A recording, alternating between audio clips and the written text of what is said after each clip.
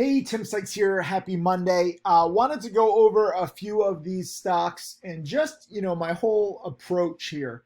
Because I know it might be confusing for newbies or outsiders, and you're like, what are you talking about? These stocks like NSPX, DSGT, these are all promoted heavily in Discord chat rooms, on Telegram, on Twitter, on StockTwits. All of these little crappy OTCs and all these crappy little wannabe promoters are everywhere these days. And I need you to understand that. Please use Stocks to Trade Breaking News. Stocks to Trade Breaking News highlights all of the promoters these days. They always change their usernames, they change their websites, they change their handles, but they basically give their, playbook away, you could call it. Their pumping playbook.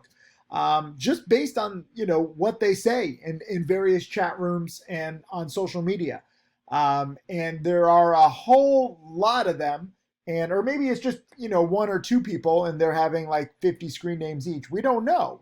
I don't really care. What matters to me is that they do their jobs, that they pump. So if by the end of this video you understand that, leave a comment underneath this video saying, "Come on, promoters!" Like, we need to cheer them on. Like they think I'm against them. They think that I'm like secretly short selling these pumps. First of all, I've only shorted one stock in the past few months, WRTC, when they failed an LAPD trial for their product.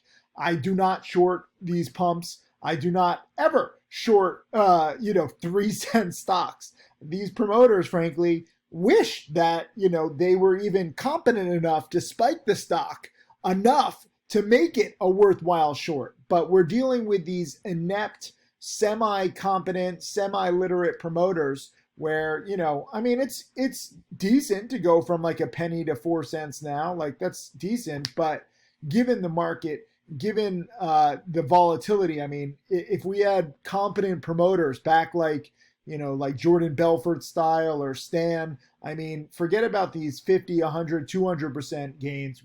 We would be talking about 500, 1,000% gains. So I just want you to understand, whenever I talk about promoters, one, I'm trying to teach you, what actually matters with these stocks is not due diligence or research the BS that they spew. That's just, advertisements and junk like that. You can't believe any of these companies or any of the promoters. But at the same time, when I post about the promoters on social media, I'm trying to rile them up. Okay, like if you wonder why I have, haters or doubters, it's because I specifically try to pick fights with these promoters to get them to do their damn jobs. Okay, when I pick on a stock like NSPX, when it was down this morning, it was down nearly 20%. The reason, part of the reason, I can't claim, total victory, but I know that these promoters take this very seriously. Like, to me, social media is just fun and games. I get to share some lessons, but promoters take their pumping very seriously. Like, they are embarrassed when I call them out, when I'm like, yo, what's going on with your pump? Because their promoter friends are sending them my tweets and they're like, yo, Sykes is ripping on you. And they're like embarrassed. And these companies and these promoters all have like this, totally unethical and messed up perspective. But I just recognize that because, frankly, I know how promoters act. I've been doing this 20 plus years, so I know how to rile them up. And that's why, I've locked in $3,000 so far today, roughly. But if you look at my earlier tweets, I'm like, first of all, I say retweet if you want a video lesson, on how all these pumpers suck, basically. And I follow that up. Even before that, near the market open, I said, yo, DSGT promoters, why are you so inept? And I'm basically calling them out because DSGT had a strong first green day on Friday and, barely gapped up. I correctly called it pre-market. I said this gap up is weak. It's probably going to have a panic, potential buy into the panic. And I, before it even happened, I called it. How did I know? Because again, I know how these pumps work. I know how these promotions work. Part of the reason why I didn't hold DSGT overnight, a lot of people are asking me like, come on, Tim, this is a first green day OTC, low priced EV play on a Friday. Like, this fits your pattern to a T. but the price action was so choppy Friday. And it's because promoters are involved. You don't know if the promoters are going to, sell into any of the strength. You don't know if the company is going to put out another press release. When you have a choppy first green day like this, I'm just not confident. And again, that's just, my experience, me adapting to the markets. A lot of second green days a lot of second days on OTCs just aren't green days right now. And sure enough, morning panic, but I was frankly wrong that, even in the panic, the promoter still didn't hold it up. Sometimes maybe I'm a little too over aggressive with my chiding on the promoters, because they also know that I'm trading their stocks too. So it creates this whole little weird challenge. And, I don't talk to the promoters directly. I just know that my tweets and messages are shared, because then some promoters are like, oh, you riled up these promoters, or like, then they start trying to fight like it's so juvenile, it's ridiculous. But if you remember, over the summer, I was picking on a lot of pumps like IDEX, MARK, GNUS. They all crashed. And most of the promoters changed their screen names or disappeared. Kind of sad. So I'm trying to call them out. I even did this poll. I said, should I sponsor these promoters and maybe get them private lessons from Jordan Belfort or Stan on how to pump properly? And thank you for voting in the poll. Because again, I'm not going to sponsor them. I don't even know who they are. I don't care. For me, I'm trying to specifically rile them up to get them to pump. And it's actually funny, some of the tweets I get, like this guy says, like, you were talking down on the NSPX promoters, Tim. You owe them an apology. And I'm like, I riled them up to do their jobs better. Props to some people like JP, made $100 on NSPX. Kyle made 20%. And then again, I just took roughly $3,000, selling way too soon. Understand, I'm not like a perfect trader on these pumps, because I'm always worried. Like DSGT, I sold, as it turned out, good to not hold it over the weekend on Friday, but I sold it a few times intraday Friday too soon, because I'm just always like scared, like, is the bottom going to drop out?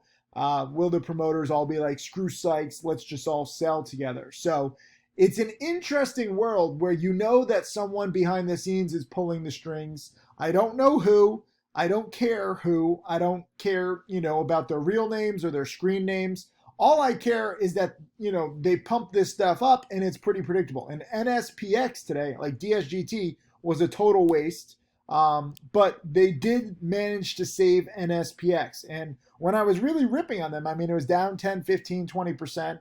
I guess you could have dip bought, near the market open, and there was a little bounce. But the biggest bounce really happened here, from the 2s all the way up to the 4s. And I actually just got a good, I sold it in the high 3s, but I got a good alert even after I sold here in the 4.2s. And I said, if I had any left, I'd be selling here. Some people ask me, like, why do you do those second alerts? Like, you don't have a position.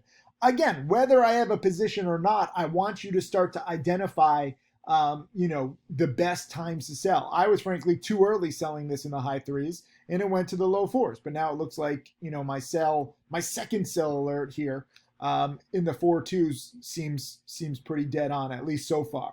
And I said I would be selling there too. So I'm not going to be perfect. Okay. Understand that this $3,000 could have been, more. Like I left, another 2,500 on the table. So I took like half the profits, which is actually pretty good on this one, but I got it on a little intraday panic.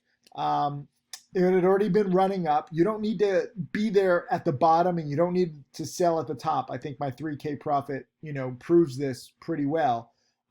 You just have to recognize what's in play. And NSPX was a big percent gainer on Friday. It's a big percent gainer today. DSGT was a big percent gainer Friday, but today, no bounce whatsoever. And again, it's just due to the lack of promoters.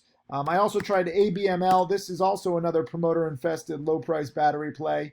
And I was going for, a big spike. It's just not really holding its gains that well. I think they need some news. So news and promotions, we want it as much as possible. Like, I'm not against the promoters. I'm trying to teach you how the game works, so they probably don't like that. But at the same time, I appreciate the promoters. If you know any promoters, I'll throw out this offer again. Too many promoters do too much coke. I think that they need more vitamins. So if you know any promoters, get me their names, get me their addresses, and I'll send them some edible arrangements. I'll send them some fruit packages, get their vitamin C up, vitamin, B12, D12. I don't know. Long story short, like, don't ask for the promoters to like be busted or end. Just recognize that there's always going to be promoters. There's always going to be sketchy little companies, and we want them doing their job. I want these stocks spiking as much as possible. One other play that I'm watching that's kind of filled with a lot of promoters, SFOR, another junkie company.